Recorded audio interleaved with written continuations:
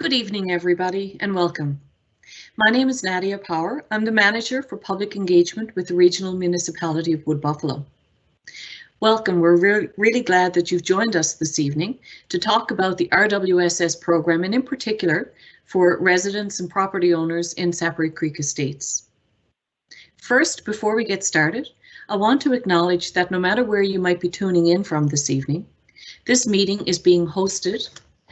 I want to acknowledge that the meeting is taking place on Treaty 8 and unceded Métis territory. In just a second, I'm going to hand it over to Daniel. Dan is the strategist with public engagement, supporting the engineering department. He is going to make some introductions to the people that you can expect to hear from this evening, and just take us through a few housekeeping items. Dan, over to you, please. Treaty 8 and unceded Métis territory.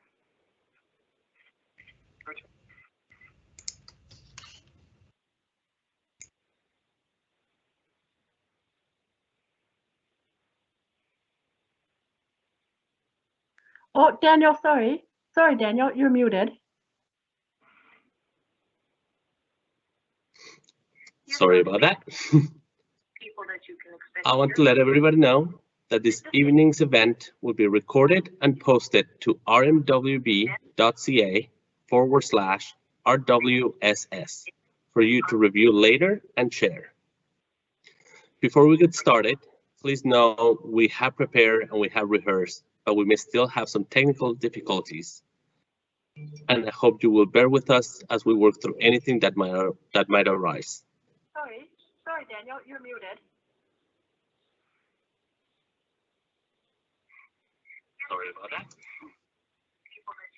I want to let everybody know that this evening's event will be allow me to give you an overview of our agenda. For the evening, we will have two segments.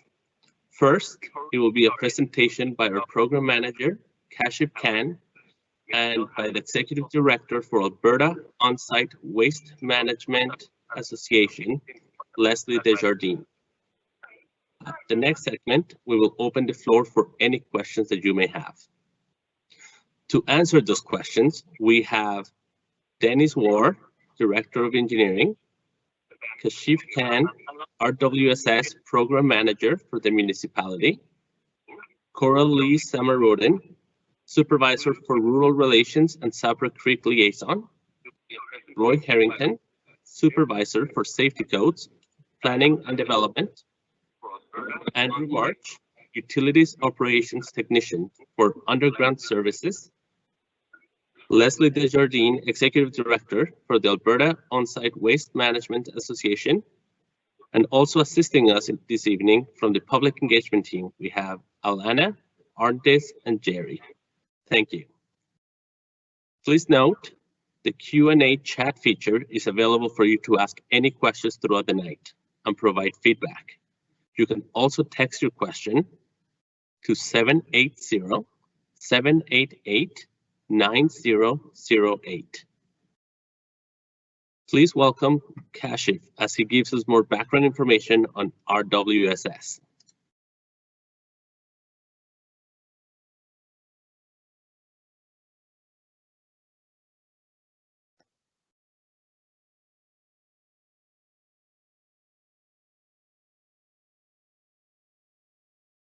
Thank you, Daniel. This is Kashif Khan. My name is Kashif Khan and I work in engineering department. I'm the program manager for rural servicing. Today we are going to talk about the RWSS project, the RWSS program. What is RWSS program, why it was started, current and approved system under the RWSS program and its benefits, how, what, and when it happened to reach to this stage of the service connection under the RWSS program. What is service connection plan itself? What is the fee structure and funding under this program? We will also talk about, with a flow chart, service connection process, especially the permitting side of the program. We will also tell you about further communication and how to ask questions and to be answered. We are fortunate to have with us Executive Director from Alberta On-Site Wastewater Management Association, Leslie Desjardins, to speak about the program. And finally, we will take your question and answer. So I go to the first thing. What is RWSS? RWSS stands for Rural Water and Sewer Servicing, and it's the pipe system of water supply and wastewater collection. Why a pipe system is needed? Because it's efficient and it's environment friendly way of water distribution and wastewater collection. Why we are doing it for Saprae and other southern hamlet of the municipality? Because our northern hamlets, Fort Mackay and Fort Chipewyan, already have pipe system. The current system, as you may know, looks like this, which is a pipe bringing water to your property line, and from there, it's pressure with the pressure from this pipe is going to your house. Your current sanitary system looks like this. Some people have holding tank where the truck comes to take the wastewater and the sludge. Some people have septic field and some people have septic mount. Considering this current system, Council in 2014 approved low pressure system and upgrade system of water for Saprae Creek State. So under this program approved by the Council, we have now, if you can see the difference, the hydrant is there. Now the pipe now carries extra flow to fight the fire. And your sanitary system is no more connected to your septic field. Your tank will discharge into the municipal pipe located at this location where I'm moving my cursor. So the tank will pump into the municipal pipe, not into your field, or no truck will come to collect bi-weekly or weekly your sludge and wastewater for discharge. It will be pumped as this chamber fills. It will be discharged into the municipal water sewer main. This is another way of explaining that the houses which are primarily lower than the road elevation or the pipe within the road can pump into the municipal pipe. What are the benefits of the pipe system? The predominant benefit is protection of underground water and the surrounding environment. It is affordable, dependable, and sustainable. This system is being used in other municipalities like Laklabesh and Strathcona County, besides various municipalities in the US. By having this system, we anticipate that the property values will also increase. In order to reach to this stage of service connection, which I will explain in a few moments, we had to do pre-work or pre-service connection construction. So this slide shows the extent of the work that we have to do before we open the service connection of your lots. If you can see that this entire work in this was divided into 4 contracts to reach to this stage. Under these 4 contracts, excuse me. Under this four contracts, we have to lay the sewer main, water main in the pipeline, in the road right of way, construct hydrants, construct flush points, construct lift station at this location where the fire hall is, and then construct this 8.5 kilometer of force main, which will take the wastewater from Saprae Creek to the wastewater system near airport connecting to the Fort McMurray wastewater treatment plant.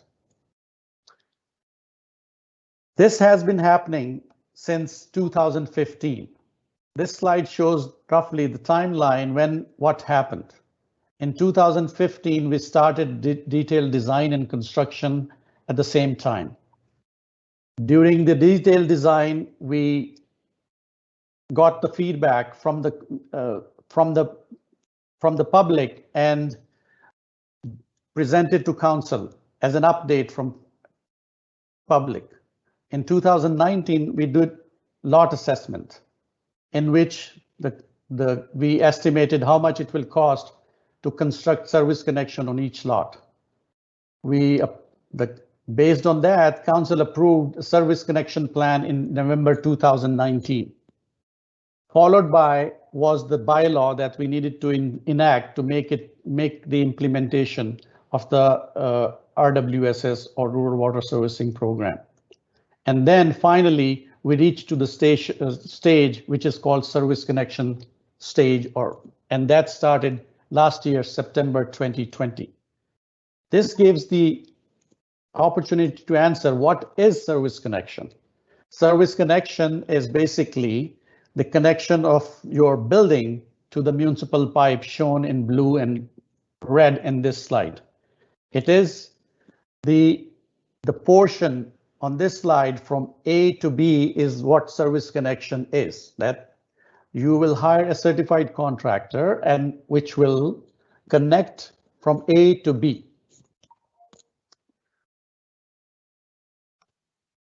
Under the program approved by council, these are the salient features of the program approved. In a nutshell, municipality will provide funding to install the tank if required and restore the land to its pre-construction stage. Upgrade to existing plumbing and electrical system is not included. Lot owners will be in control and be responsible for installation of service connection through their certified contractors or installers. Fee for this program is $10,000 payable over 25 years period, and it will be bi-monthly with the utility bills. How to apply for service connection? This flow chart explains what is needed and by whom is needed to start the process. The homeowner will download the forms and the application documents and fill this up, pay the application fee, and it will be submitted with the quoted price from a contractor to RMWB. RMWB committee, application committee, will review it, and if it is approved, the homeowner will be informed and to start the permitting process before starting the construction. And then the program will follow the normal channel of permitting in which at different stages, homeowner or its contractor phones municipality to inspect and issue the permit service report. Once this is done, the municipality will issue the payment to the contractor, and all these payment structure, payment methods and frequency is outlined in municipal bylaw. This flowchart is a part of the homeowner guideline that we have delivered to each home in Saprae Creek a few weeks back. Besides this flowchart, there are also homeowner technical guidelines, which talks about the minimum requirements. And the guidelines also talk about what permits are required and how these permits will be obtained by whom. This is one of the example from the homeowner guide that I'm showing on the screen, that which permit is required by whom and who will issue the permit. As I mentioned, we have the minimum guidelines, technical guidelines that contractor of the homeowner can look to design the system. This one example is that how the water system, what are the minimum requirement of water system. We also have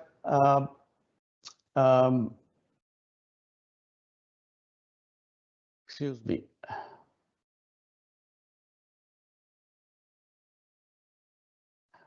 Excuse me. We similarly have guidelines for sewer connections. We have 35 pages of guidelines for it is included. It is available on our website, and contractors can look at, and if there are questions, they can call us, they can send their question to us. How we are, from this point onwards, how do we communicate? So please note that there is a dedicated website of RWSS. There is a home page for the RWSS. If you search with Google typing RWSS RMWB, it will take you to that page if you cannot remember. We have provided homeowner guide to each house owner. We have RWSS bylaw available on our website to read. We have RWSS forms on our website. We have been communicating on social media as well as community newsletters. If for some reason this information do not provide enough information, you always have a resort to go to RMWB Pulse, ask your specific question. That will result in somebody reaching you from the team. Before I go further to the question and answer, we take your question and answer. I have opportunity to introduce Leslie Desjardins, who's Executive Director at Alberta On-Site Wastewater Management Association, who will say a few words about this program. So I hand over to Leslie. Thank you. Good evening, everyone. I'd like to thank Kashish for inviting me to participate in tonight's presentation. Some of the concerns that I've seen written on the Facebook page regarding this Saprae Creek enhancement or provision of centralized sewage led me to think that there might be some misunderstandings about why this might be important. So one of the things that we need to look at are the environmental issues that we have when we have situations that we experience in the Saprae Creek area, such as challenges with high water tables and difficult soils. So while on-site wastewater systems or septic systems are certainly possible in those conditions, we have to ask ourselves, where is the wastewater going? And is it being properly treated before it gets there? So a big concern in that region is the fact that we do have potentially untreated effluent entering into the groundwater table. Having a centralized system will help to mitigate that. We won't be having these issues where we don't have a deep enough vertical separation between the effluent entering the soil and the groundwater table. So that is something that is really critical, because once we pollute the groundwater table, we cannot easily remediate it. It's very difficult to correct. Having a centralized sewage system in those types of challenging conditions will protect your property values. And that's extremely important, I'm sure, to anyone who is a householder. The ability to access the service at a very low cost that can be amortized over 25 years is a real opportunity. If an on-site wastewater system needs to be replaced, it is not a $10,000 cost. The cost is in the tens of thousands of dollars. Within 5 years, when this subsidy expires or after it expires, the option to take advantage of having a subsidized service will be gone, as will the option of replacing an on-site wastewater system. At that point, the householder will be required to hook up anyway, and the cost will be exponentially higher than it is today. So even though our organization promotes responsible design, installation, operation, and maintenance of septic systems or on-site wastewater systems, in an area like Saprae Creek, the ability to hook up to a centralized system is something that should not be ignored. It is a positive thing for the environment. It's a positive thing for public health. And from a financial perspective, it is a positive thing to any homeowner.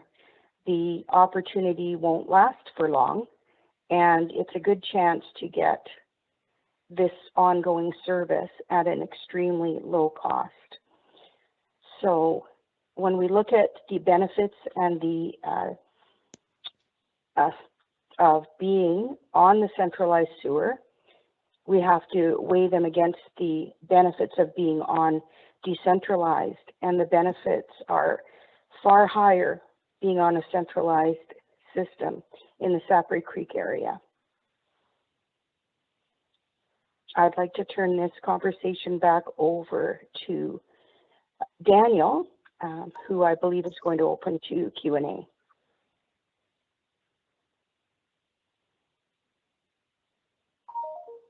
Thank you, Kashif and Leslie.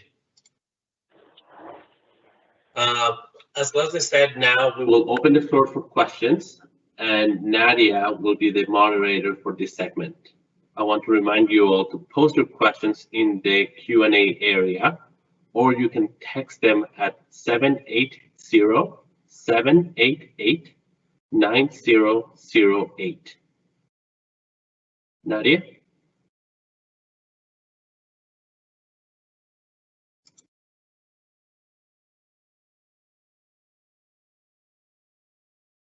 Oh, you're on mute, Nadia.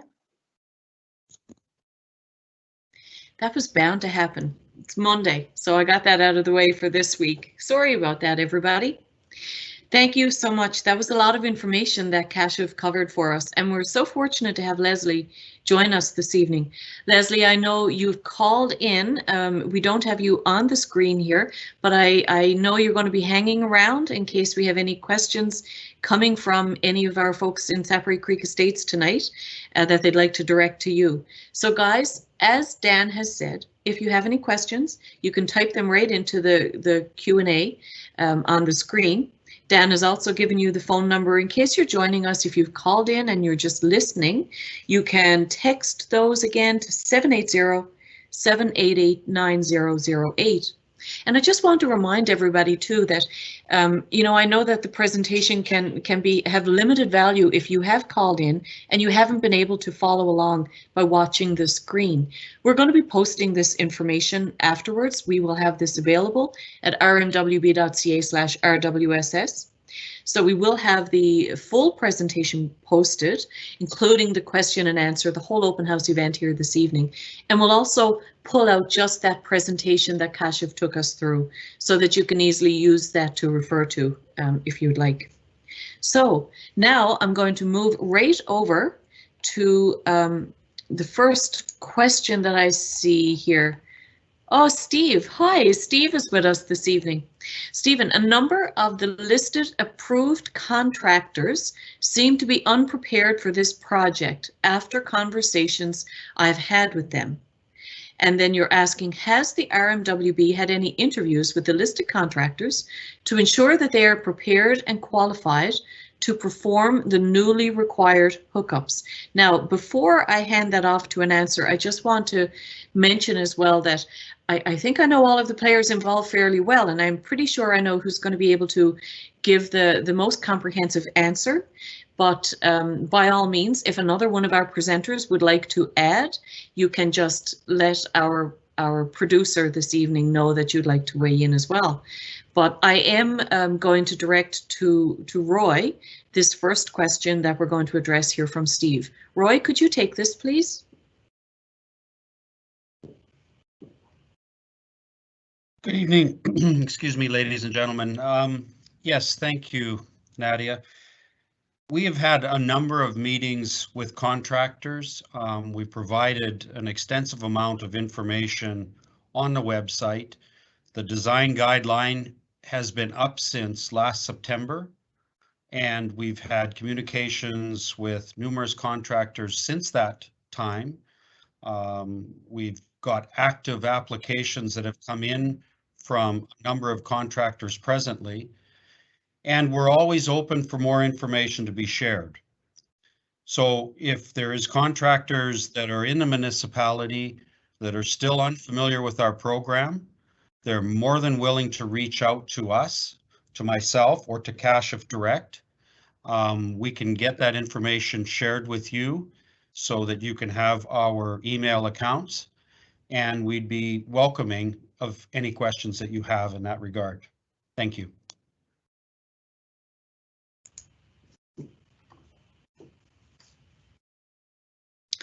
Thank you. Thanks very much, Roy, for that and for the question from Steve. Next, we have a question here from Anonymous.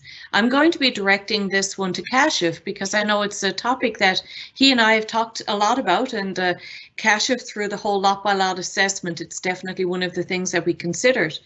The question is, what happens if the contractor's estimate and the RMWB's estimate that we would have been able to obtain through the lot by lot assessments are substantially different? Kashif? And I have to apologize, my connection was disrupted for 2 minutes. Okay, coming back to the question, there are 3 options available for such a situation. If the homeowner's estimate is not acceptable or not close to the budgeted estimate of the RMWB, homeowner has an opportunity to revise the estimate using the same contractor. Homeowner, as a second option, can go to another contractor. The third option is if homeowner doesn't want to go either of the 2 options, homeowner can appeal the decision. Thank you.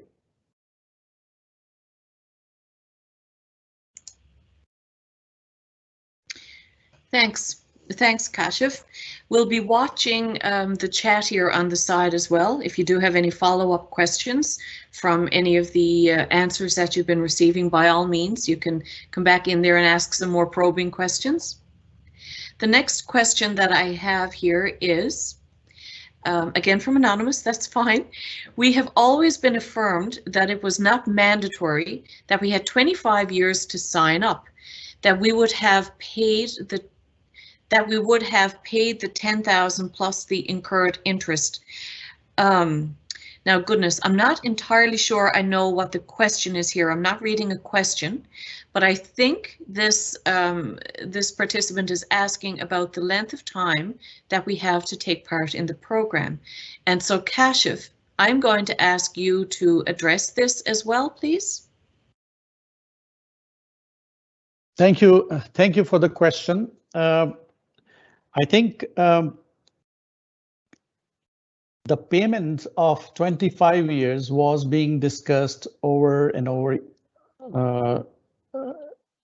in the past, how the homeowner will pay the required fees. And that 25 years was there since 2014. And there was also discussion in the council meeting that was discussed on the flexibility of joining the system. So right now the program, the funding period is available for 5 years, but it doesn't mean that homeowner cannot have to connect within the 5-year period. Homeowner can connect to the 6th year in the 6th year or 7th year, but at that time, municipality funding will not exist, will not be possible. Thank you.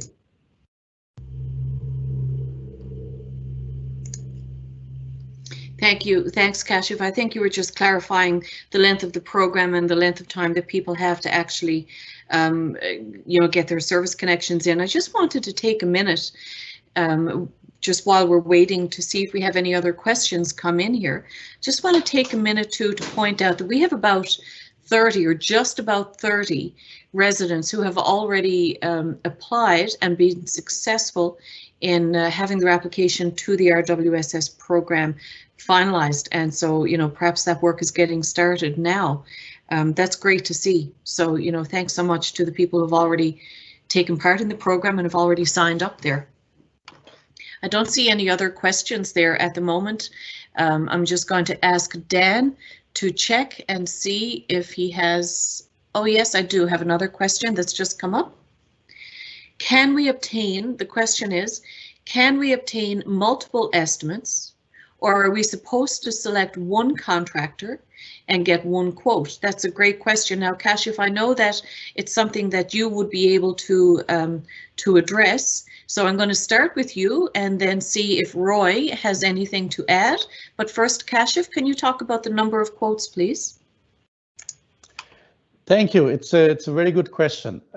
We have, while we are doing or designing our procurement process, we consider the ease for the homeowner.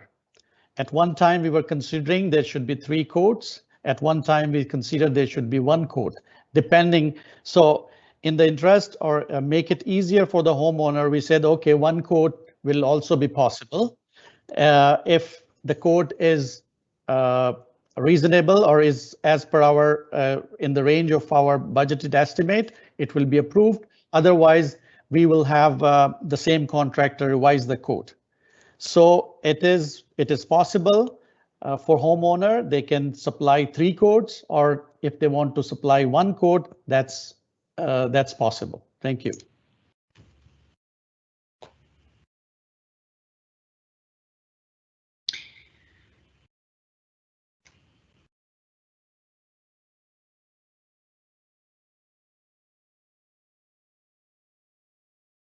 Thank you. Thanks for that, Kashif.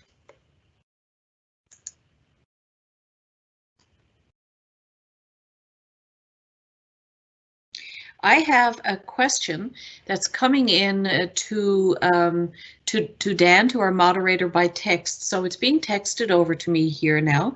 I'm going to read it out so that we can make sure that we have it on the record here. The question is, hello, in regards to cost, in the booklet, it says the decommissioning of our existing tank is up to the homeowner. Also, the contractor tells me that this program doesn't cover the removal and disposal of the existing field or mound. In my case, and I'm sure most others will not be able to replace our system without removing the existing tanks at the very least, and most likely the field. So my question is that true? And if that's the case, what other costs are to be borne by the homeowner? I am going to just summarize that question again. Thank you very much to whoever's texted that in to us. I'm going to ask Roy to answer this question, and it's to do with those costs that are covered by the RWSS program. So again, in the booklet, it says decommissioning of the existing tanks is up to the homeowner. The contractor is telling this homeowner that the program doesn't cover the removal and disposal of the existing field or mound. In my case, he is saying he's not going to be able to replace the system without removing the existing tanks, and most likely the field. Is that true? And if that's the case, what other costs can the homeowner expect? Roy? Thank you, Nadia. The short answer is yes. The long answer is this. When we looked at this program, we realized that there are a number of tanks that are installed in a municipality that may meet the requirements of the program, but they may be dated tanks. And since the contractor that you are choosing to do the work for you is responsible for providing you a warranty, then he's going to look at that and probably consider that he doesn't want to warranty an existing tank. So the question is, yes, new tanks will have to be installed, or the answer is, sorry, new tanks will have to be installed, and the old tanks taken out of commission. Now, what we have proposed to the contractors that we have discussed is that could happen in a number of ways.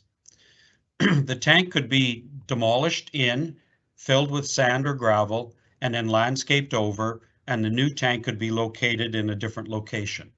That's what we're finding is happening the most in the applications that we've received to date. The other option that we're seeing happen is that they will expose the existing tank, extend the piping through that tank to the new location and then complete the same service. Backfill in the existing tank with local materials, sand or gravel, and then cap that all off with landscape material. And a new tank location may be 4 or 5 feet away. As far as the fields and the mounds go, it is the responsibility of the owner to deal with that as they see fit. Most fields are located in people's front yard, side yard, or backyard, and therefore they're being used daily as a playground for children, grandchildren, etc. So nothing really needs to happen there. That can stay as it is. In the case of a mound, if it's properly maintained, it's grassed over and it becomes a landscape feature on your property. Now, if you should choose to remove that to put in place an accessory building as an example, then those costs would be borne by the homeowner. This program is very, very far-reaching in what it's doing, in providing you an extensive system, as was described earlier by Leslie, as costing tens of thousands of dollars, and it is at the modest cost to the homeowner of $10,000. And when we looked at it, we said there are going to be people that want to do something with their fields and mounds, but I'm thinking the majority of them are just willing to leave them as status quo and leave it as a landscape part of the existing yard. The least amount of scarring that they can have in their yard with this new construction taking place, I think the happier everybody will be.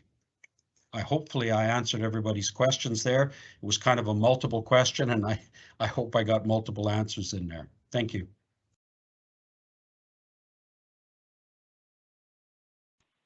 Thank you. Thanks very much for that, Roy. And I have received the message too that Leslie would like to add. So Leslie, over to you, please. Thank you, Nadia. I just wanted to reinforce something that Roy said. Unless you are wanting to re-landscape your property, there's no need to dig up an existing field or mound or at-grade. It will be disconnected from the existing septic tank and will lie dormant. And in fact, it is best if you allow it to lie dormant for a couple of years at minimum, because the soil is contaminated with fecal coliforms and other pathogens, because it has been receiving septic waste. So it is best not to disturb it for at least 2 years, at which point, if you choose to remove it, you can, but there is no harm in just allowing it to just sit there dormant. Thank you. I hope that provides a little bit of additional information. Thank you. Thanks very much for that, Leslie. I keep watching my text just to make sure I see any other questions that are being texted in as well through Dan. But first, I'm going to come back over here to our questions in the chat box. So we've seen another couple of questions come in. This one I'm going to ask Kashif to get ready to answer this one. And the question is, how many people need to sign up in order for the system to work? We understand it's a minimum number to maintain a low pressure. What happens if there isn't enough signed up? Do we get pumped out until there is enough? Kashif? Excellent question. Thank you, Nadia. Thank you to the person asking this question. It's a very good question. The low pressure system that we have designed works on some hydraulics, which require minimum connections for efficient flow of wastewater through the pipes. There are two options to be considered when designing this system. One was to wait until enough people join the system to have the required flow, which is 1 foot per second, or to increase the frequency of flushing that is required in the earlier part of the connection. So administration chose to do the extra flushing, or the frequency. We will do more frequent flushing of the lines to have that mitigated. If there are low flows, then our extra flushing will keep the line clean. One more answer to this question is, so far we have 30 plus 5 applications. So If we keep going with this pace, we will not run short of our minimum requirement for maintaining the flows. Thank you.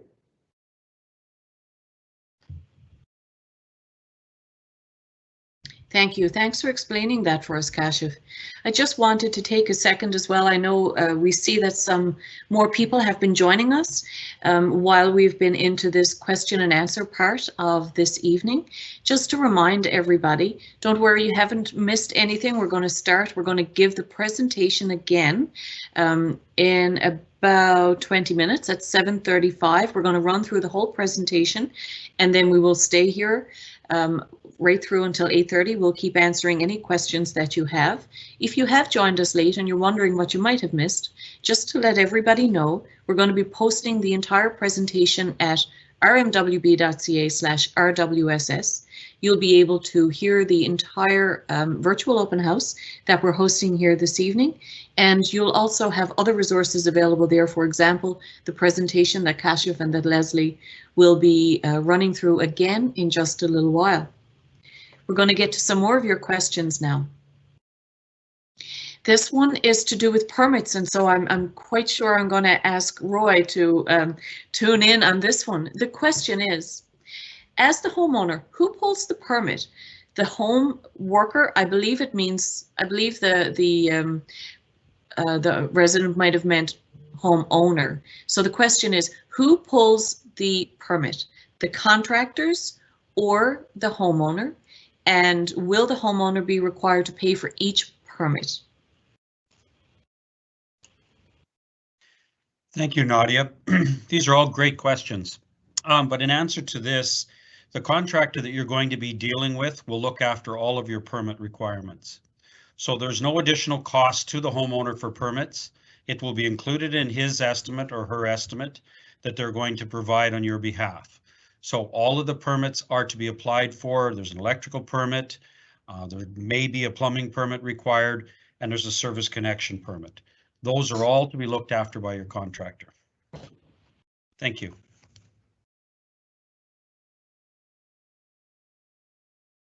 Thanks, Roy. Moving right on to the next question, and then I'm going to address a few more of the ones that are coming in by text. But first of all, right here in our Q&A chat box, Anonymous is asking, what is the warranty for the work? Is the warranty for the work available either through the contractor or RMWB? I'm going to ask Kashif to answer, please. Yeah, thank you very much, Nadia. Thank you for the question. The warranty will be given by the contractor for the work he is providing, and we have made sure that the contractor pricing includes the warranty. Answering the previous question on permitting, I just want to clarify that the municipality, when approved the quote submitted by contractor, the permitting fees is included in it. So it is not that homeowner has to pay anything above to contractor for permit fee. It is included in the estimate that will be provided by the contractor. Thank you.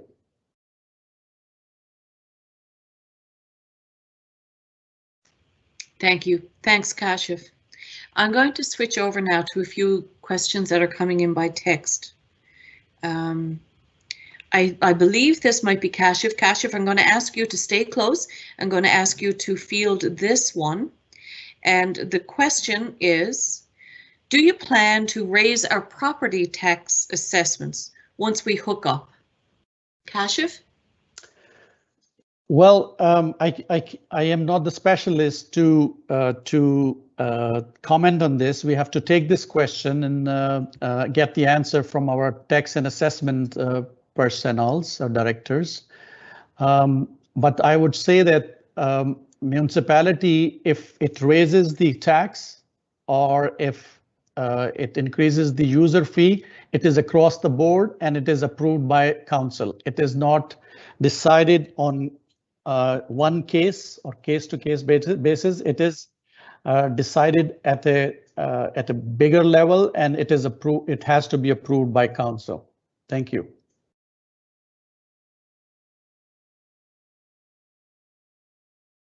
Great, thank you, Kashif. And I've just made a note here that that's something that we can look into and make sure that we have more comprehensive answers posted on our frequently asked questions that you can find also online at RWSS.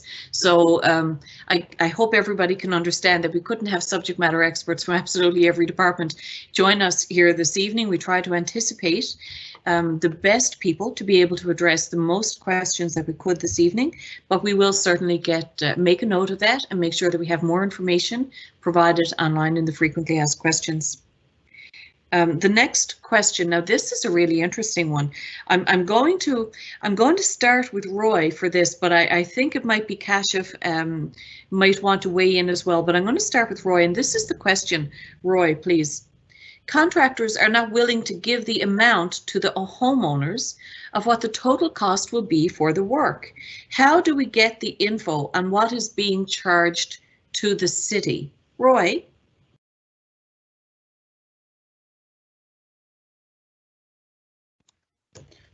Thanks, Nadia. It is a good question, and it's been posed quite often actually to us from the contractors that have put applications in. So what has been decided and seems to be working out quite well is that the contractor will put together an estimate on behalf of the owner, and in conjunction with the owner making a portion of that application, because there is a part to it that the owner is responsible for filling out some forms, providing an application fee, signing of some documents that will assist in the transition of all of the payments. The contractor provides that number directly to the RMWB. It's not a published number. It's a number that is dealt with between the contractor and the application committee that accepts those applications. With the input from the owner and the assistance and acceptance of the owner, an ongoing conversation takes place. If that number is unclear, maybe it doesn't meet budget, maybe there's questions that come from the estimate. So after the owner has given permission to the application committee to reach out to the contractor directly, a conversation is had between the application committee and the contractor to discuss the quality of the work, the quantity of the work, and the cost of that said work. Once it's established that a number is acceptable, that is sent back to the owner, where the owner will see what the total costs of the project are for his home, his or her home. And then a contract is entered into between the owner and the contractor that has that number published. So it's available between the owner, the contractor, and the application/RMWB committee at that time. Thank you.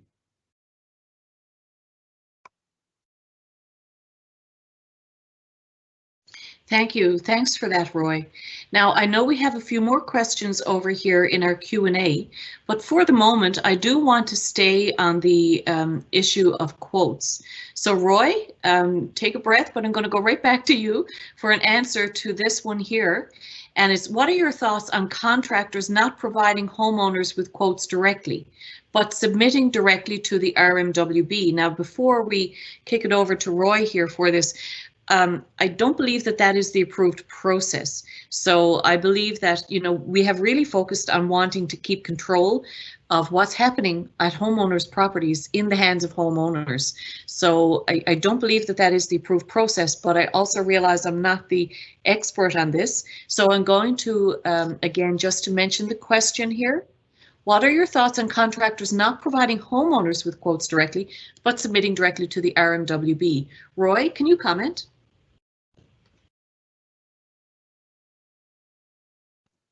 Thanks again, Nadia.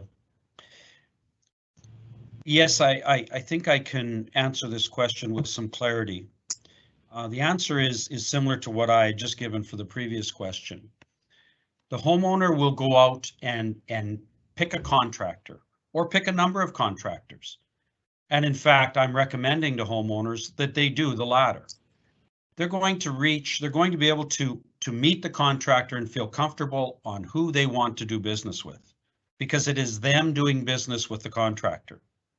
We're filling in the finance part, but the actual work on your site is controlled by you and your contractor. So it's important that you are engaged. So the one thing that we didn't want to have happen is to have any contractor feel like he was being played against anyone else. And this is something that was brought to us by the contractors that we've had applications brought in from.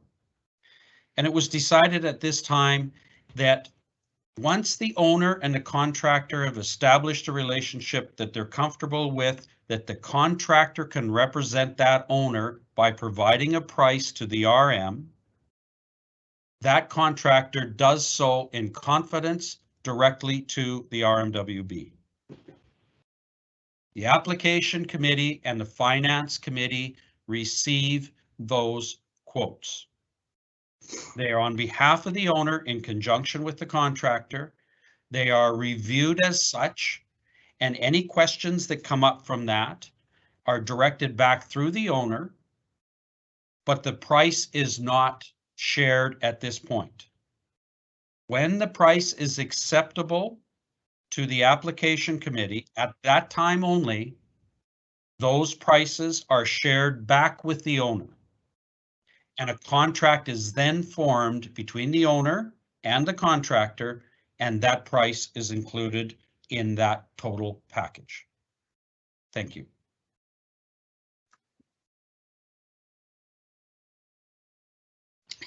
Thank you. Thanks for that, Roy. Yes, that makes sense. You know, it sounds like it's similar to our procurement processes across the board. You know, certainly we respect contractors' proposals and submissions, and until there's actually a contract in place, we do consider that information to be confidential, right? Because it would not be fair to be releasing detailed information about work that different contractors are doing until we actually do have the contract in place. So thanks, Roy. That makes a lot of sense. I'm going to ask Kashif now to get ready. We need to go back to a couple of the questions that we had missed. I wanted to stay with the issue of contractors for a second, but now I'm going to go back to, it's a question about the warranty, and I know that Kashif had added some additional information about the warranty that Roy had answered earlier. So Kashif, the question is, what if any of the service pipe breaks? Who takes care of that, Kashif? Thank you for the question. The answer is that first 2 years, the contractor will be responsible for his workmanship and his materials supplied and installed. After that 2 years warranty period, the homeowner will be responsible. Thank you.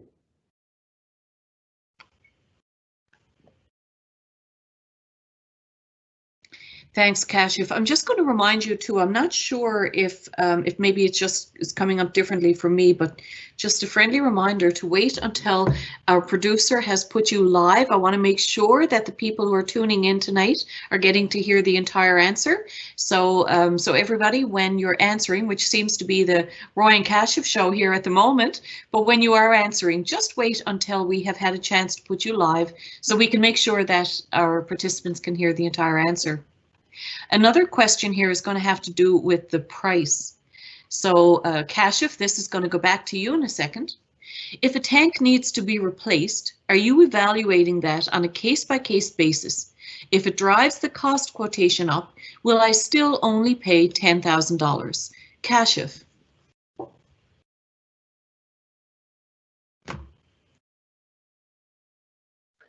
Thank you. I apologize. I was not paying attention to that prompt. Thank you for the question.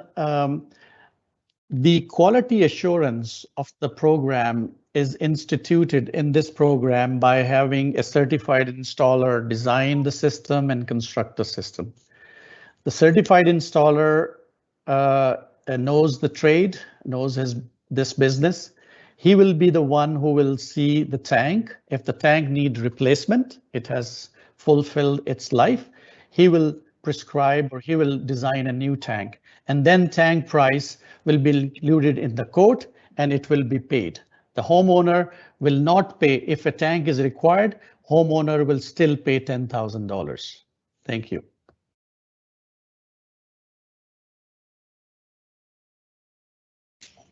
Thank you. Thanks, Kashif. So the message is that that is a fixed price for the homeowner. I'm going now again here to questions and answers in our chat box. Kashif, this is going to go back to you. Question here from Anonymous. In the homeowner guide, it states that the step permit is pulled by a licensed plumber or certified private sewage system installer. What if the plumber is not on the Alberta certification list per the link in the guidebook? Can he still pull the permit? Kashif.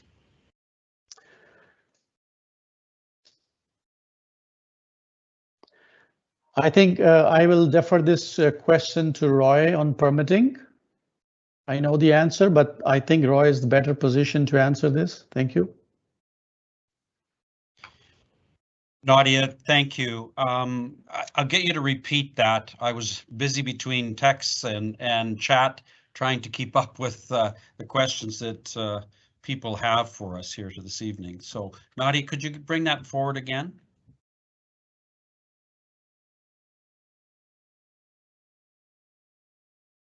Yes, I'd be happy to. And yes, you know, we do want to try to make sure that this is as accessible as possible. So guys, if we're, you know, you certainly all do have our undivided attention, but we are watching for questions coming in the chat as well as text. And we want to make sure that we're getting the best answers that we can for you tonight. So Roy, the question, and I should have known to direct it to you because it is to do with permits. My apologies. In the homeowner guide, it states that the step permit is pulled by a licensed plumber or certified private sewage system installer. What if the plumber is not on the Alberta certification list per the link in the guidebook? Can he still pull the permit, Roy?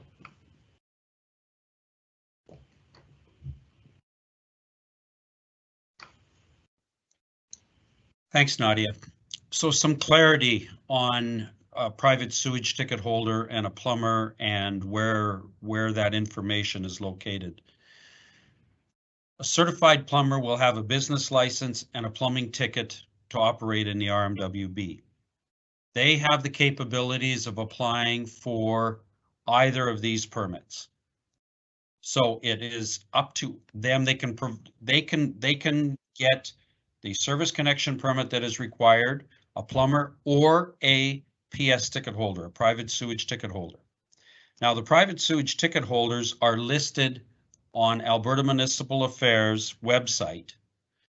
There are a number of them that are located there. If you were to Google that, and we may be able to share that information, it is in the design guidelines with a link that will direct you to the page that has a listing for all of the certified contractors in private sewage throughout the province and provinces.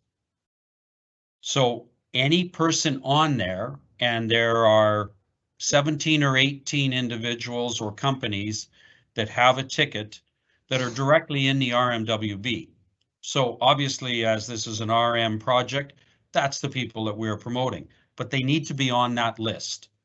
So private sewage ticket holder needs to be certified and on that list with AMA. A certified plumber is just that. He would have to have an Alberta ticket to operate and a business license, both cases a business license to operate in the RMWB. Thank you.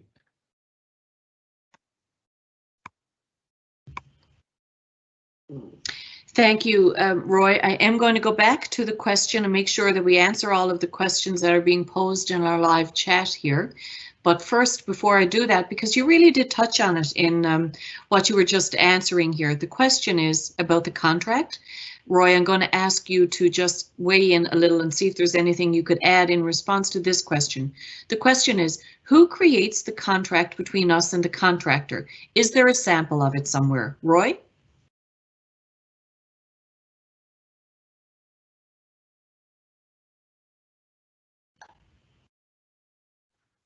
Thanks, Nadia. There is no sample available of the contract, but keep in mind, folks, the contract is between you and your contractor. So that contract is something that is built by the contractor and the information is provided to you. Under normal due diligence, you would review the contract to see what it is that they're providing.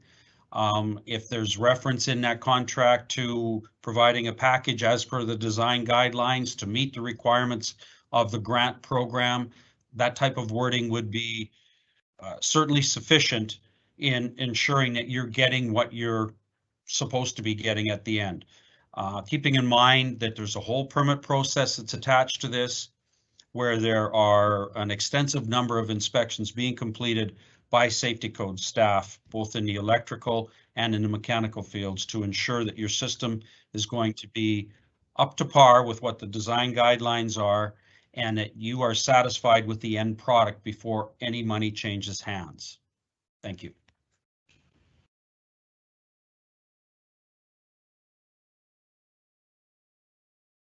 Hi, thanks for that, Roy. I just wanted to remind everybody, for those of you who have joined us recently, that we are going to start again, so to speak, in about 4 or 5 minutes from now. We're going to give the presentation again. That will cover some of the questions that I see coming in here, but I want to reassure you, all of the questions that are coming up here in the chat, we will get to all of those tonight. If we run out of time, and there are any questions unanswered, we will make sure to add it into the frequently asked questions, and we will be redirecting people there where they can get more information about RWSS. So if at the end of the evening, when our time together here comes to an end, if there are still questions about brand new topics that we have not discussed, we will be sure to get answers for you. Before we go back to some of the questions in the chat, I want to get caught up on some of the text questions that are coming in. So I'm just going to do a couple of questions more and answers, and then we're going to go back to our presentation, after which time we will continue with the questions and answers. So the question is, if we decide to sell our property after the 5-year period for hookup is up, will the current title holder have to hook up before the property can be sold and changed to a new title holder? So again, the question that I'm going to be directing to Kashif in just a second, I'm just going to repeat the question for you, Kashif. If we decide to sell our property after the 5-year period for hookup is up, will the current title holder have to hook up before the property can be sold and changed to a new title holder? Kashif. Thank you. It's a good question. Please note that the objective of this program is not to create more hassle or any difficulty to the homeowner. It's same as selling any lot with anything on it. The funding period is for the current homeowner, or it will be for the future homeowner. Funding period will start from, say, this year and for next 5 years. If the current property owner wants to sell the house, it can be sold. There's no restrictions from this program on selling of the lot or the house. It's the only funding period availability which will start from the year 1 of the service connections availability at the lot to the year 5. If it is sold at the 3rd year, the future lot owner will have 2 years to connect within the funding program. So it is not the selling of the house is not restricted. It's only the funding period availability, which is 5 years from the date of availability at that lot. Thank you.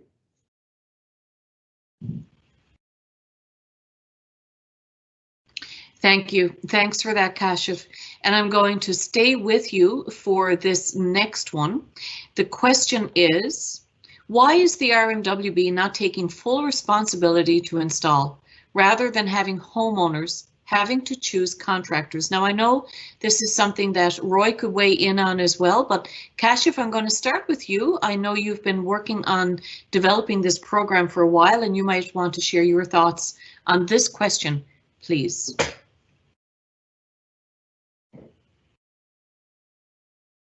Thank you. This is a very good question, and it is an identified risk. When we were developing the program, we had 2 options. whether to do this through engaging a contractor under our with contract with municipality, or give control to the house owner.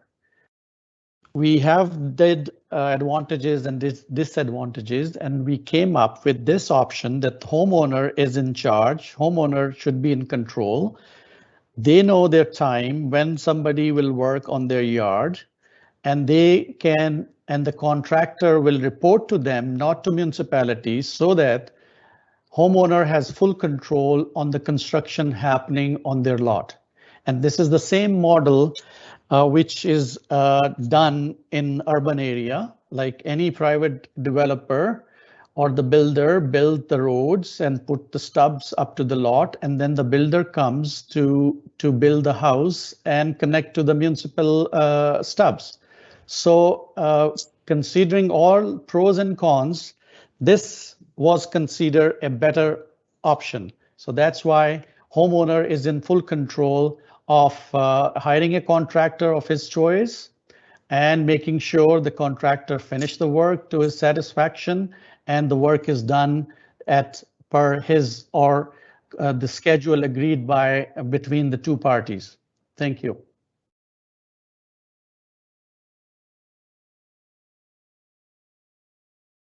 Thank you. Thanks for that, Kashif. Now at this time, I'm going to pause in our questions and answers. I've made a note here of where we are in the questions that have come in the chat, and we'll pick it up from here after the presentation. But for right now, I'm going to, in just a second, hand things back to Kashif. He's going to take us through a PowerPoint presentation with some slides and information, and that includes a hearing from Leslie again. So Leslie, again, thank you for joining us. And Kashif, if you're ready, we'll go back to your presentation now, please.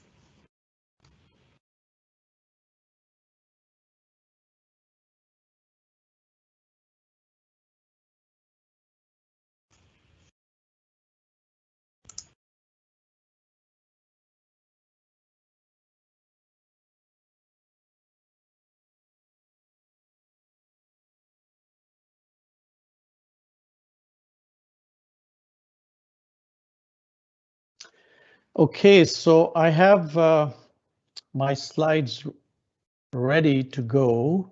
Just bear with me.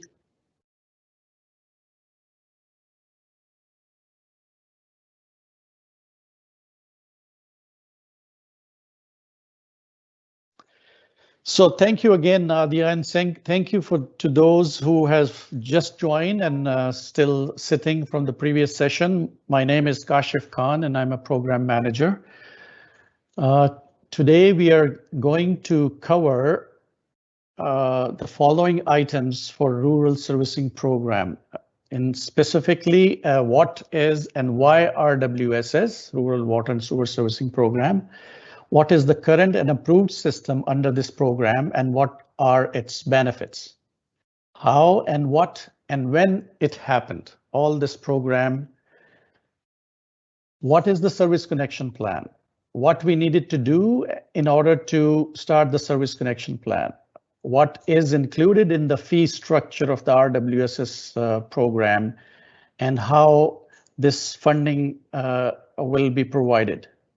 We have also included in this presentation a flow chart which guides the homeowner how to apply for the service connection. The service connection process is provided in this presentation as well. Permitting is very important part of the process. We have an explanation of that as well. We have also included where to go for further questions, and send specific questions to the RWSS team. We have also with us Executive Director from Alberta On-Site Wastewater Management Association, Leslie Desjardins, who will answer some question and who will say a few words about this program. So what is RWSS? RWSS stands for Rural Water and Sewer Servicing, and it's the pipe system of water supply and wastewater collection. Currently, in rural hamlets, there are truck supply of water and truck collection of wastewater. Why pipe system? Because it has proven to be efficient, environment friendly. Why only for southern communities? Because our northern communities like Fort McKay and Fort Chipman already have pipe system. The current water servicing to Saprae Creek looks like this, in which water comes in the municipal pipe, where I'm moving my cursor right now, and it goes to your building. The current sewer system looks like this. The wastewater from the building comes in a septic tank, goes in the pumping chamber, then goes to the mound, septic field. And then there are some houses which have septic field. There are few houses which have holding tank in which they need to bring a wastewater truck every week or every second week or twice a week, depending upon the use, to collect their sewage and dispose of. Considering this existing system, Council of the RMWB in its meeting of July 9, 2014 approved low pressure sanitary system and an upgraded full pressure water for Saprae Creek. The new system looks like this. This is the water system that we have just provided. If you can see, it has an hydrant, means the flow within the pipe system now cater for the firefighting. There is enough flow to fight the fires, and the hydrants are there. The sanitary system looks like this, in which the septic tank will be connected to the municipal pipe. It will no more be discharging onto your septic field or to your septic mound, or you don't need to have the sucker truck coming to your lot every week to suck the gray water. The system required is efficient when the houses are below the road, where normal system cannot work efficiently. Then this system is the best, is the better choice to make sure the house is serviced. Benefits of pipe system.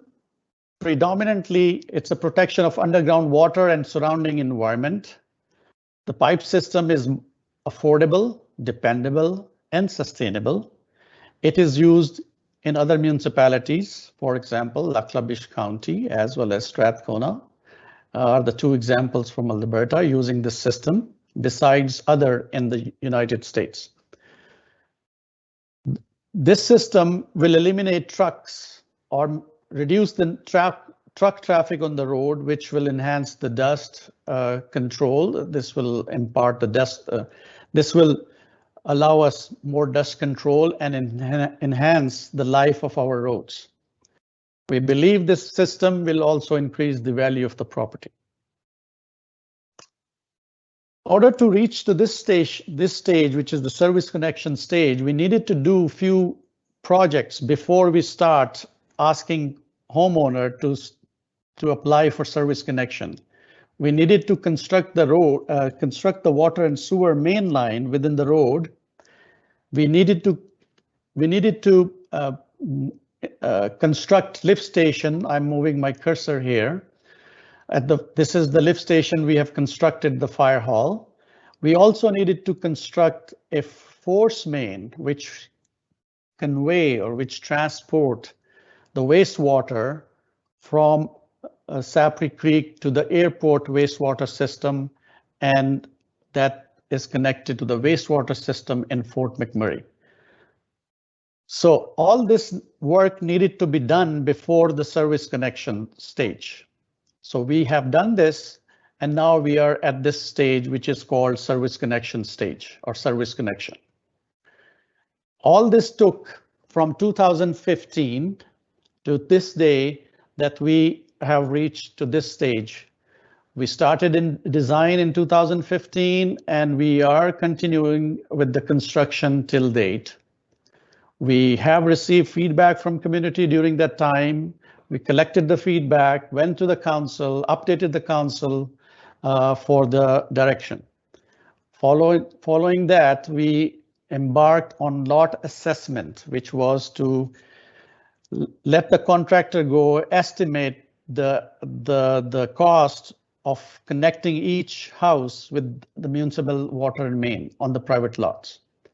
We then went to the council to get the service connection plan approved. After that, we did the service connection bylaw. That got approved in May 2020. And then we reached to the stage which is called service connection start or service connections stage. This gives me the opportunity to explain what is service connection.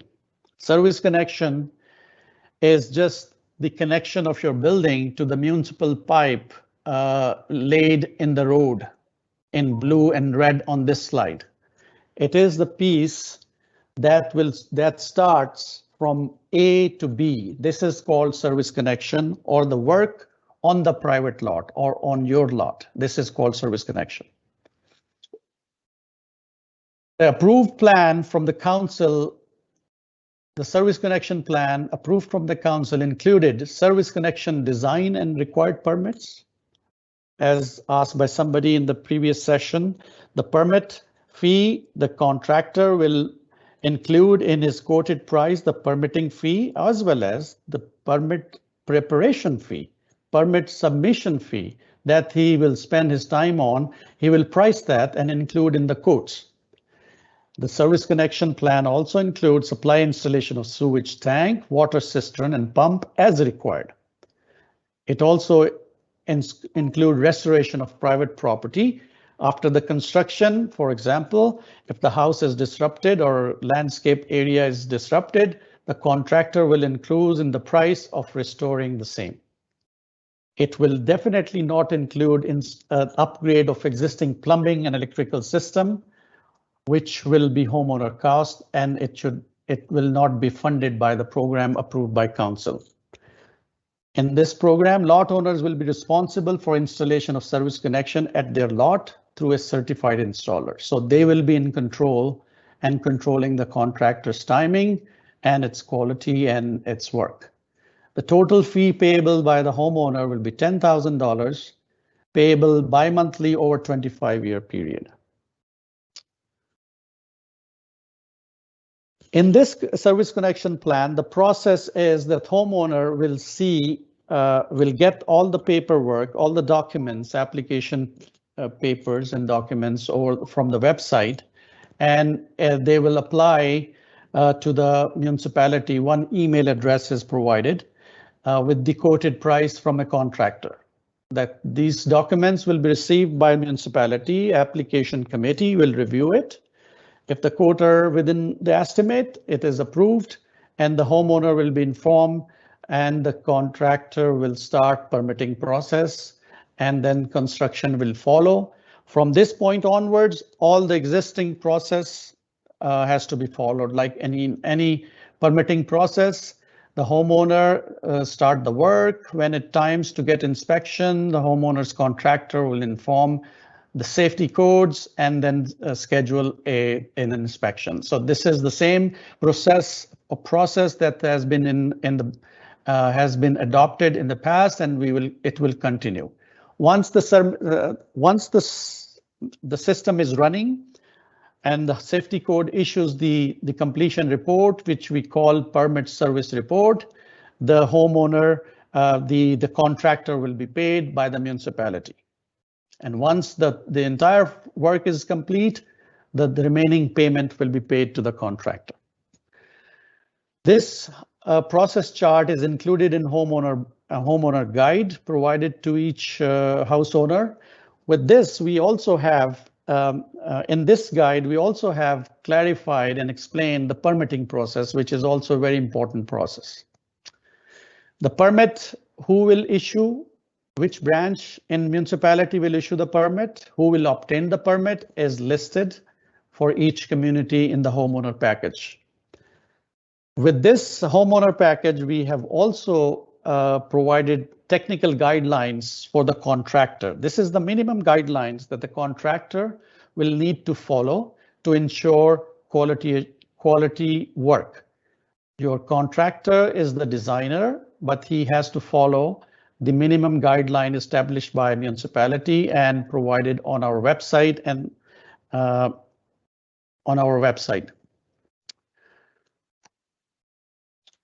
If this information that is provided on our website is not enough, I mean, a homeowner can reach us through specific question through Pulse. We will keep updating homeowners through community newsletters, social media.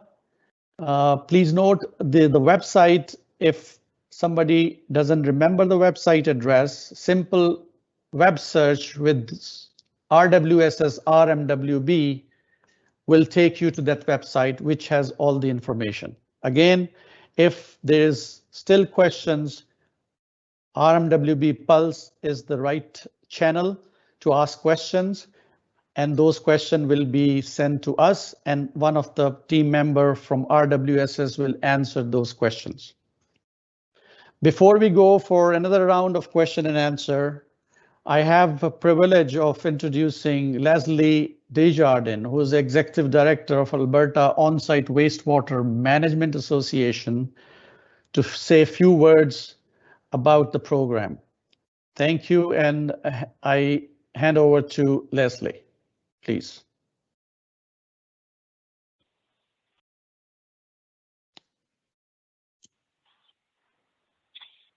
Good evening, everyone. Once again, I'd like to thank Kashif and his colleagues for inviting me to participate in tonight's town hall meeting.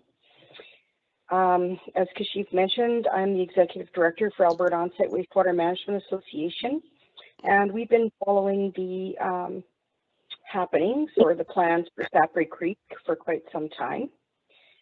So I'd like to speak to some of the concerns I've heard and some of the considerations with regards to this project. So in Saprae Creek, we do have issues with high water tables and difficult soil conditions, and that impact the on-site wastewater systems that can be installed in that area, and it impacts how efficiently they work as well. And so we have to consider where the wastewater is going. So because we have high water tables in Saprae Creek, and we have wastewater entering the soil interface for a very short distance before it enters the water table, we do have concerns about groundwater contamination in that region. Moving to a centralized system in this area would mitigate that issue. We wouldn't have to be concerned about contaminating an aquifer groundwater table with septage, because we would be diverting that septage to a centralized area instead of feeding it down through the soil into the groundwater. This not only protects the groundwater, which once it becomes contaminated is very difficult to remediate, but it also protects the environment and the value of the property. So that is always a concern for homeowners, to protect their property values, and moving to centralized system will help to increase and protect your property values. There is a very limited time to take advantage of these subsidies, but what I am hearing through this conversation tonight, I guess the unspoken message is, why should I move from a working septic system to this other system when it's going to cost me $10,000? I think it is important to note that no on-site wastewater system will last forever. They do eventually have to be replaced. If they have to be replaced after the 5-year period is up, the subsidy will no longer be available, and these systems cost in the tens of thousands of dollars. They are not inexpensive to replace. As well, hooking up to the centralized system once the subsidies are gone, that will be extremely expensive, as opposed to now where it's a very nominal cost to the homeowner that can be amortized over a 25-year period. So we need to look at the benefits of moving to centralized from decentralized. Even though our organization advocates for responsible and sustainable septic systems through proper design, installation, operation, and maintenance, we still have to look at the cumulative impact of the wastewater in Saprae Creek entering the groundwater table, and we have to look at the benefits of moving to centralized as opposed to maintaining a decentralized system. We have to look at the ongoing maintenance for those septic systems and the fact that once the 5 years is up, if the septic system needs to be replaced, you will no longer be able to replace it with another septic system. You will then have to tie in, at which point, if a subsidy has expired, then the cost will be incrementally higher than it is right now. So the cost-benefit analysis is that the centralized system is the good long-term solution for this particular subdivision or area in Wood Buffalo. I'd like to thank again being invited to participate, and I'm happy to answer questions during the Q&A, and I'll turn it over to Daniel now. Thank you, Leslie. Now we're going to start with our Q&A segment. We have already been receiving a lot of questions in the Q&A area on the chat, but if you're not able to type in the chat, you can also text your question to 780-788-9008. And now I'm gonna pass this on to Nadia to moderate the Q&A. Thank you. Hi, thank you. Thanks, Dan. And again, thank you to our presenters. Leslie, especially, it's really, really good to have you. Thank you for joining us this evening and for being available here for the questions and answers. We're going to get right back into it now. We are watching all of the questions as they come in. And I'm going to pick it up right from about 7:30 here. I just want to mention to everybody as well that, as I have said already, if there is something that we just don't get to tonight and it's a brand new question that we just haven't provided any information on, we will be sure to add it to the frequently asked questions, and you'll be able to see that information online. And I just want to, before I get into the next question, while we're doing this, I'm going to ask Dan, if you wouldn't mind, Dan, just posting right into the Q&A the link that I keep referring to. So that is to the RWSS information, the Homeowner Service Connection Guide, where people can find that online. If you wouldn't mind just popping that right into the Q&A chat box there for people's convenience, please. So this question, I'm going to hand it over to Kashif, because I think that Kashif might actually have a slide on costs that will help explain the answer to the question that I'm going to pose here. The question is from Anonymous. What is the approximate monthly cost for the sewer services, not including the value per month for the $10,000 install? Before committing, it will be good to know roughly the cost we are committing to. So Kashif, I think what this homeowner is looking for is just an idea of what the costs are now compared to what they're going to be once they decide to commit to the program and they have participated in the program. Kashif, over to you, please.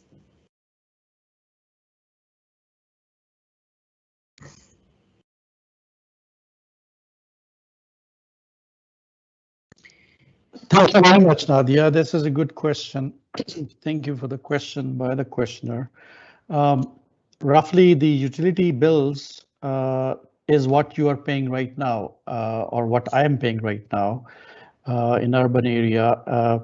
Right now, this is depending upon the use. The average house owner is paying around $98 per month. This is as per the new bylaw. This is the utility bills that came this February. Please recall that the new utility rates are applicable February 1st this year. The recent bill that I got includes that rate structure, and we have done some calculation which turns out to be the new 1 month billing for rural area is $98 per month. This is only utility bills. After this, once they will be connecting, then when they will connect to the rural servicing system, their bill will be added by that 10,000 divided over 25 years period. Thank you.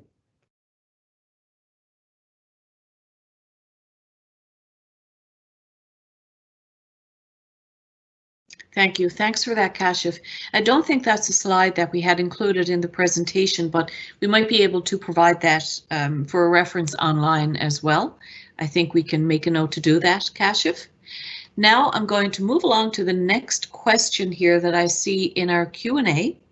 We're going to try to get to as many of these as we can, and we're also watching the text questions that are coming in as well. For those of you that are joining us by calling in, again, you can text your questions in to Dan, and he'll get those brought forward to our panel here.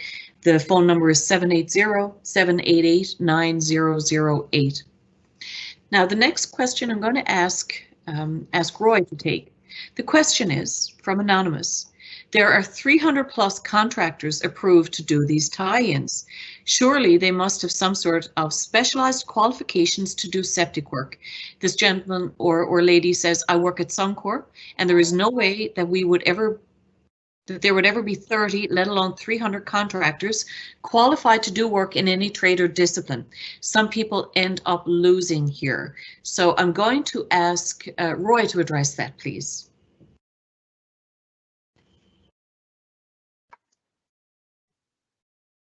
Thanks, Nadia. Great question. After being a contractor here for 30 years, I can certainly identify that people have had concerns with the contractors through the years. But the thing that you've got to look at is, just like any kind of industry, in the private sewage connection industry, there may be 300 contractors throughout the Western provinces, actually, not just in Alberta. But as I had stated earlier, there's 17 or 18 contractors, individuals that are right here in the Fort McMurray region. The intent of the program, certainly, as we said, was to make sure that people get fair pricing. And what we're seeing is that the active contractors out of that 17 or 18 and out of that 300 are putting together some very nice packages. They're getting approved in a timely fashion, and we're looking forward to doing more business with them through the course of this summer and over the next number of years. So I think we probably have good people here to do the work. Check with your neighbors, see what they found out. Look on your forums, see how things progress through the summer, and you can make a good evaluation of who you want to do business with. Thank you.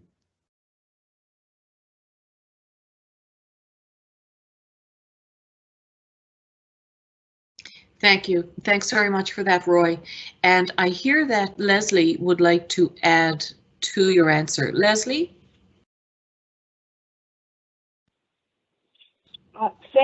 Thank you, Nadia. I just wanted to support what Roy said.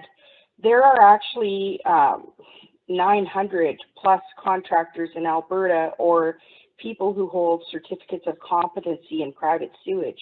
But you have to recognize that they don't all install systems or design systems. The Municipal Affairs website lists everybody who holds a certification, but some of those are manufacturers, some are suppliers, etc., etc. So as Roy mentioned, there are 17 or 18 in the Wood Buffalo area, and those would be your go-to people. Municipal Affairs website doesn't say what the scope of work is for their certified contractors list. So you need to do some homework and find out, do they do installation? Do they do design work?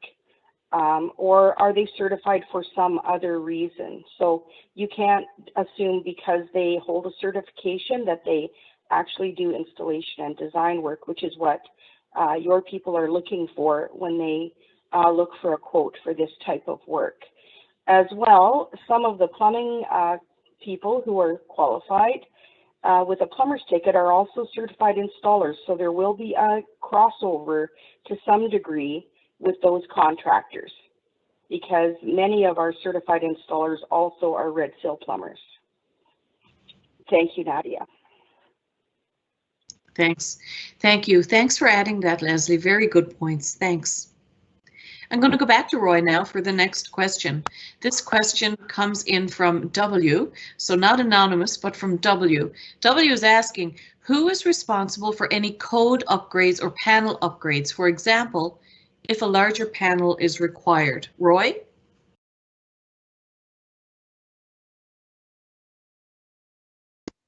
Thanks, Nadia.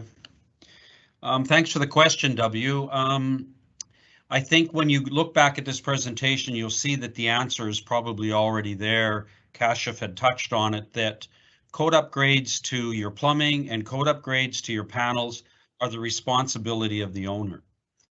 Now, keeping in mind that most of the systems that are there presently have power running out to some form of pump that's in your tank. Now, this is not the case in all applications, but in most applications, there is already 1 or 2 circuits that are out there. So there's not going to be major changes made to this new system that's going to be installed.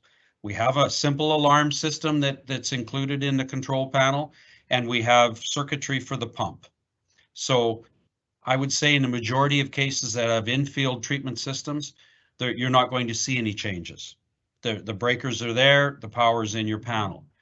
The other thing is if for some reason you happen to have a holding tank and you happen to be the one off that the electrical panel is full, reach out to your contractor. He will touch base with you. He will touch base with his subtrades, and most electricians that are working in the community here can juggle circuits and come up with 1 or 2 breaker slots so that we can have this system work for them. So that'll cover the one-offs. Hopefully that answers your question. Thank you.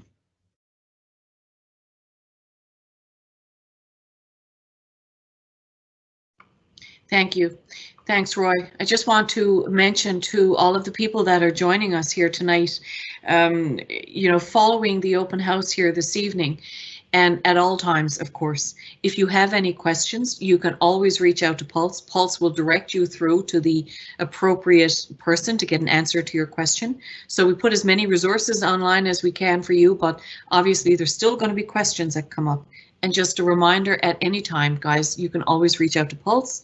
Pulse will get you in touch with Kashif, with Roy, with anybody, whoever it is that you need to speak with. I'm going to go back to Kashif now for this next question. And the question is, I've been hearing that the cost of materials that are needed for the sewer install has risen substantially recently, and that the materials are in short supply due to COVID. How will this affect the contractors and the timelines for the RWS installations? Kashif, over to you, please. Thank you, Nadia. Thank you for the question. In this pricing that we are approving, we very much understand that there is always an inflationary increase in the prices. This program is for 5 years. This means that the pricing in the next year will be different than the pricing we are receiving this year. So we are cognizant of this fact, and we also have asked in our guidelines that the contractor pricing will be good for this year. So when the contractor is putting the prices, he is definitely asking the suppliers what it will cost before he puts his quotes in, and he will consider that this construction will be completing in this year. If the construction for some reason is trickling to the next year with the permission of the homeowner, he will accordingly price his materials considering the inflationary cost in the next year. So in a nutshell, the pricing, we as application committee of RWSS is aware of this inflationary increase of prices, not only due to COVID, but annual increase of pricing. Thank you.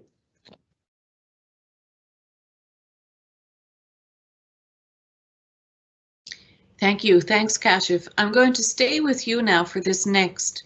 And it's actually, I think this is calling for a point of clarification for something that you had mentioned in the presentation just now. So this is the comment, or the question, I'm sorry. Kashif said that there will no longer be a need for sucker trucks. Don't we still have to pump the solids? Kashif, can you clarify that, please?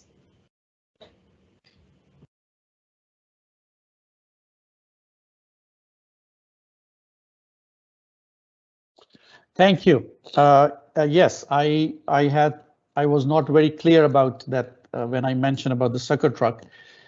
The people who have holding tanks, people who do not have septic field or septic mound on their lot, has to discharge their sludge or their wastewater or gray water periodically at more frequent time. Like, for example, if they have a smaller tank, they may have to call sucker truck to suck their tank with the gray water or sludge, both, because they cannot discharge on their own field that wastewater.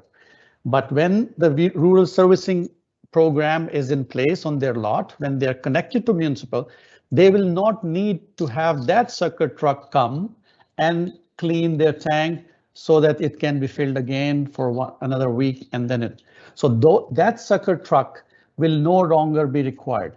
Yes, because there will be 2 chamber tanks in our system. The first tank will be filled in 3 years' time. That sludge needs to be removed every 3 years. For that, 1 trip of a sucker truck will be required on those lots. So, in a nutshell, after connecting to the municipality, the truck which is coming every week to their lot to suck or clean the tank will no longer be required. But after 3 years, they need to call a truck to clean their first chamber, chamber number 1 of their 2-chamber tank, to clean that from the sludge. Thank you.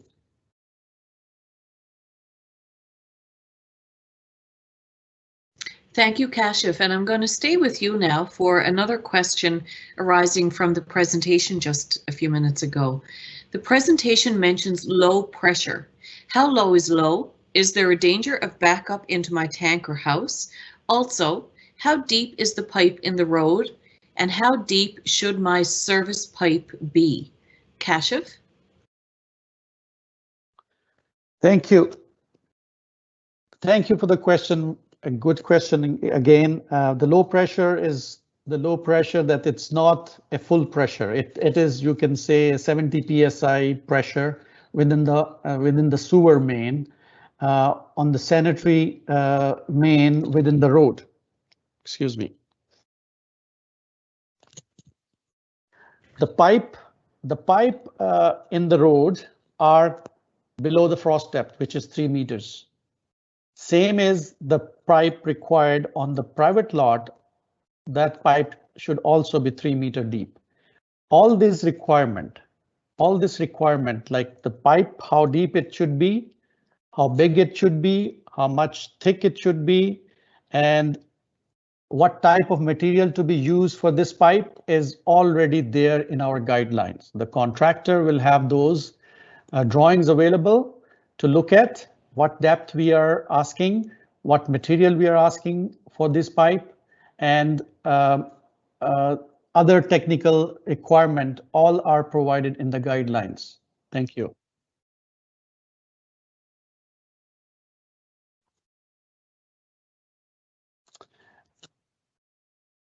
That's great. Thanks, Kashif. Yes, we do have a lot of extra information there in the guidelines, and more information online at rmwb.ca/rwss. For this next question, I'm going to ask Roy to provide an answer to a question about filters. The filter question here is from W. With the installation of the new pump, there will be a filter installed. How often will this need to be pulled out and cleaned? Roy.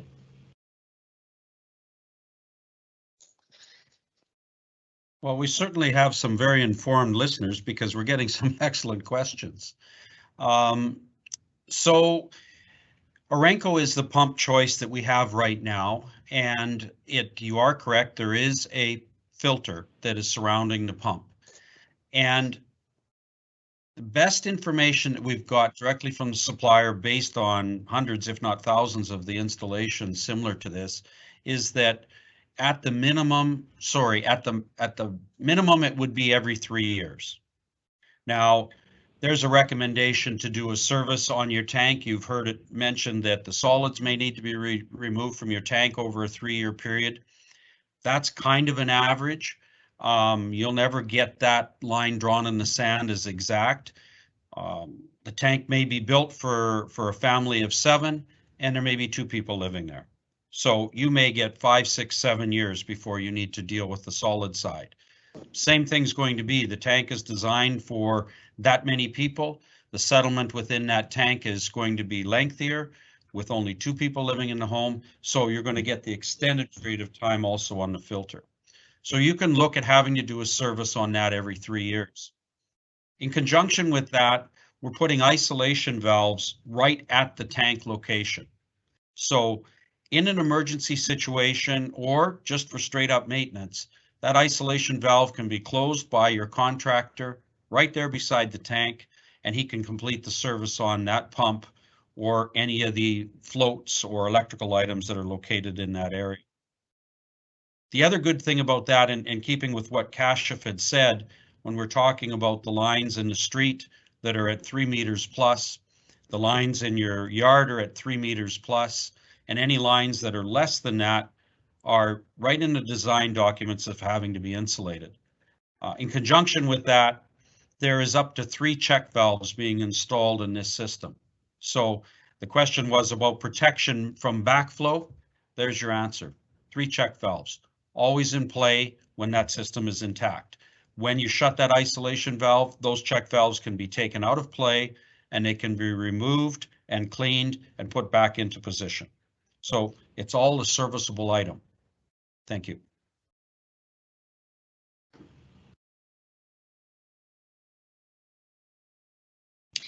Thank you. Thanks for that, Roy. I've just received a note that Leslie would like to add to the information you've provided. Leslie, over to you. Thanks, Nadia. I just wanted to add to the effluent filter cleaning question. So as Roy mentioned, depending on how many people are living in the home, the pump out schedule may increase from, up from 3 years. And RENCO has perhaps given information on filter cleaning every 3 years. However, cautionary word about that, how frequently the filter needs to be cleaned is largely dependent on the activities in the household. So in a large household with a lot of people, the frequency of cleaning may be a shorter window than 3 years. And in a household with only a couple of people in it, it may be a longer period of time. But it is important to sort of get a feel for how often your filter needs to be cleaned in the first year to 18 months. Because if you need a more frequent cleaning schedule, you need to make sure that gets addressed. And cleaning is not, it's kind of a disgusting job, but it's not something that a homeowner couldn't do if they really wanted to, or a pumper may do your cleaning, or a contractor. But it's important to get a sense for when your filter needs to be cleaned and not just assume that there is a set schedule, because it will depend on the eating habits in the household. It will depend on the number of people in the household and the amount of waste they produce. For instance, vegetarian households produce more organic waste than omnivorous households. So their filters will need to be cleaned more frequently than in an omnivorous household. So just don't get caught up, I guess, in the numbers. Make sure that you learn about your household activity so that you can set a reasonable schedule for cleaning of your filter and pumping of your tank. You'll be able to gauge that over the initial year or so if you check that filter. Thank you, Nadia. Thank you. Thanks, Leslie. Yes, thanks. Really, really good points again. Thank you both for that answer. Now, everyone, we're just having a quick check on the time here with about 10 minutes left to go. We are going to try to get through as many of your questions as we can. I just want to let you know that if there are any questions, brand new topics that we have not gotten to here this evening, we will, as I've said a couple of times now, we will be sure to add that to FAQs and post them online. This next question, I'm going to go back to Kashif for, and this is about land. So this homeowner has said, I just purchased land. Can I still apply for a field or mound system, or is it better to hook up now? Kashif?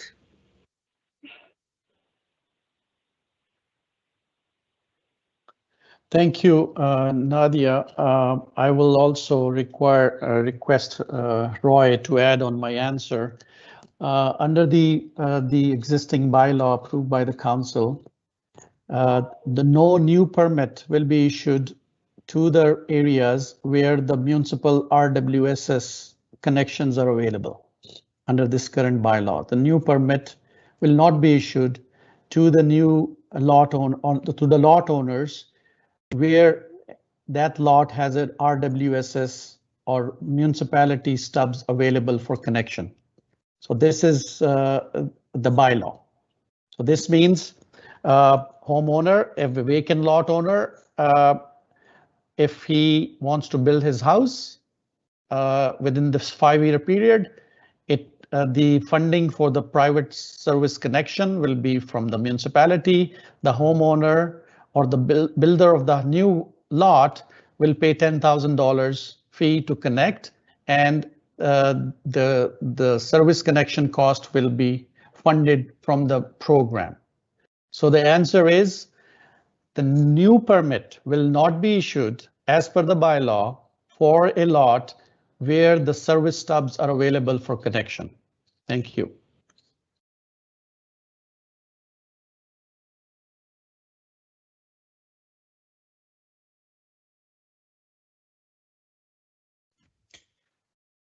In conjunction with what Kashif said, it was decided through the bylaw that once we roll this program out, and it's rolling out in stages, as you've seen in the information that's been provided on the website.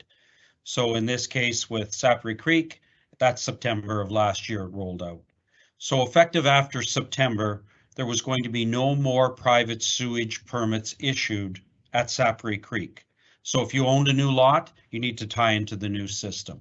If you had to replace your system, you needed to tie into the new system. We're not issuing private sewage permits for Saprae Creek, and that will run concurrently as we open up the different areas, GLE, ANZAC, same thing will apply. Once those areas are open for the low pressure hookups, then we will not be doing any more private sewage permit issuance in those areas. Thank you. Thanks. I'm just having a look at all of the questions that we still have coming in. And for everybody who's listening right now, I'd really love to hear from you. You know, as Roy has said, we're getting some great questions, some very detailed questions here. Just wanted to let everybody know that, you know, obviously you can go back and you can read this presentation afterwards. You can check in with Pulse whenever you want to, but I would like to do a little bit of a pulse check here, if you would. Can you just let me know by sending a quick message in the chat or to Dan on the by text if you'd be interested in us hosting another evening like this? We can certainly, you know, if we weren't dealing with the restrictions and the AHS guidelines now that don't make it really safe for us to come out to your community and to sit down and talk face to face with everybody, this is the next best thing that we can do. The benefit of this is that you can go back afterwards and have a look at any of the questions and listen to the answers again. But I would like to know, by just sending us a quick note, if you do think that this has been a useful exercise, and if you'd like us to look at hosting another of these events in the near future again. With that, now I'm just going to move right on to the next question, and I'm going to go to Kashif again for this. W is asking, if my old tank is in the same location of where the new tank must be installed, Is the removal of the old tank and system included in the $10,000? Kashif.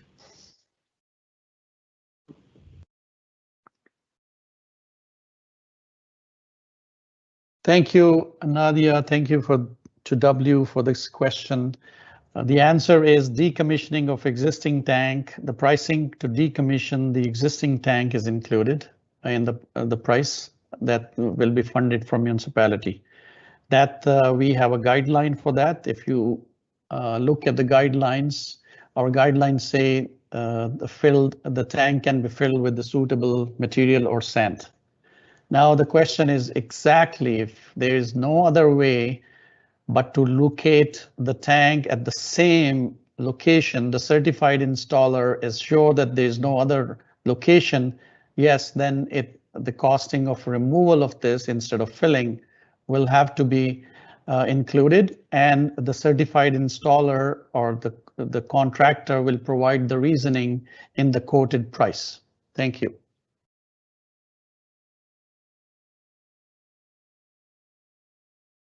Thank you. Thanks for that, Kashif. I'm just scrolling down through our questions here because I know we only have time for maybe just a couple of other questions. I'm just going to go down to, we've answered, there's another question there about decommissioning cost of the old system, if the new system is required. I believe we have addressed the question about electrical hookups. But just in case though, Kashif, I just want to make sure you have a chance to clarify. In the presentation, you noted that electrical hookups are covered, but not upgrades. Can you clarify how you determine what an upgrade is? Is this entire hookup not considered an upgrade? Kashif?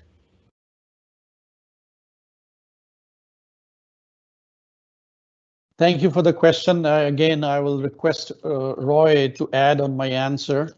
The proof plan from the council is saying that upgrade to the existing plumbing and electrical system are not included. This means that, for example, for some reason, the electrical wiring, existing wiring needs some upgrade before this pump can be added. That whole scale upgrading is not included. It should be homeowner's cost because his existing wiring is not enough to withstand.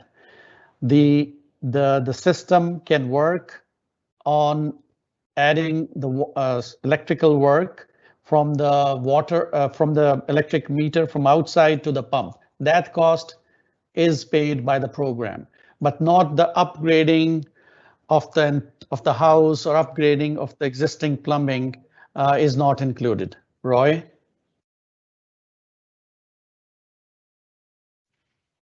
I think Kashif said it all, actually. I can't think of an application, and certainly the person asking the question can come through Pulse and deal with it privately if they wish, if they've got a one-off to discuss. But in most cases, these tanks are in place and they have pumps with them. So the circuitry that is there is going to be adequate. If there is a reason that you've maybe built some accessory buildings and maxed out your panel and you only had a holding tank that never had any pump in there, then you are going to be responsible for some extra costs. Yes. Thank you.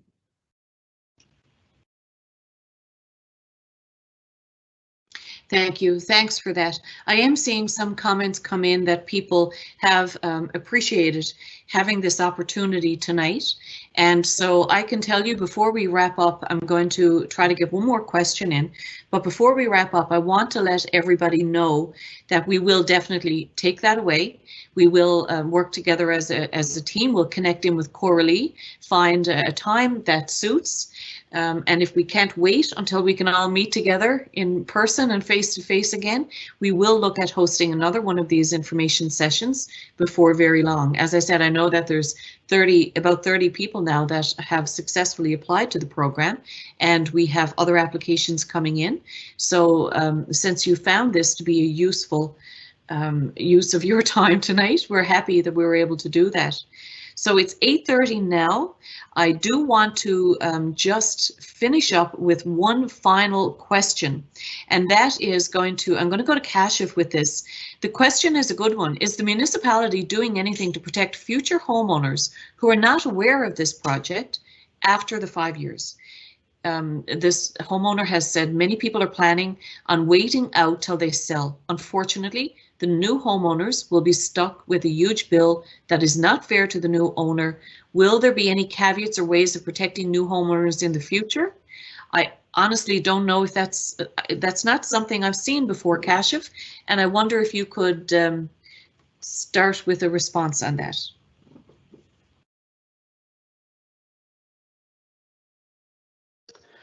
Thank you, Nadia. Thank you for the question. The future lot owner, if the future is after the 5 year, the caveat is that future lot owner after the funding period will take the full cost of the service connection. Funding program will have been lapsed. It will not be available for that.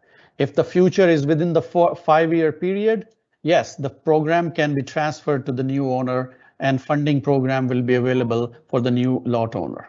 And it's consistent, and I think that's for everybody. Thank you.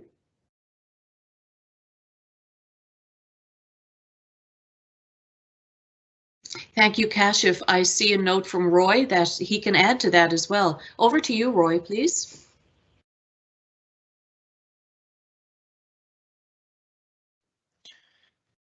Thank you, Nadia.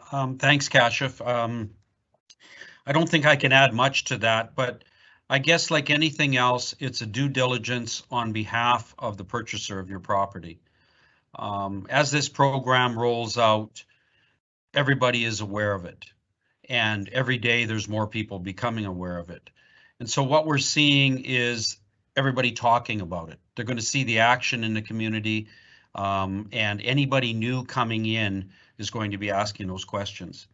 And I think that there's a responsibility back to the real estate agents to advise people when they're in purchasing new properties or properties that may not have this change made already. There's been some discussion earlier by my counterparts about value.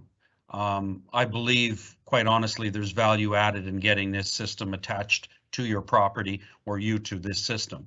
So what that value is, I don't know. I guess the market will tell us that in the future. But in closing, I want to thank everybody in Saprae Creek that has sat in on this meeting. It is difficult times, as Nadia said, and maybe someday we'll actually get back to normal where we can sit across from each other to have these discussions. But you've asked some excellent questions. Continue to pose the questions, reach out to us. We are here to get answers for you. Also reach out to your contractors. There's some very active contractors in the area, and they've got a lot of these answers right there for you. So keep that in mind.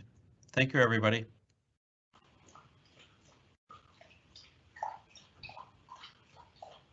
Thank you. Roy, I think that's a really a good way to close out the evening here. Certainly, yes, thank you to everybody who participated. We will look to host another session like this before too long. And, you can come back with more questions. And in the meantime, just continue reaching out to us if you do have questions, and we will get the information to you. Everybody take care, stay well, stay safe, and good night to everybody.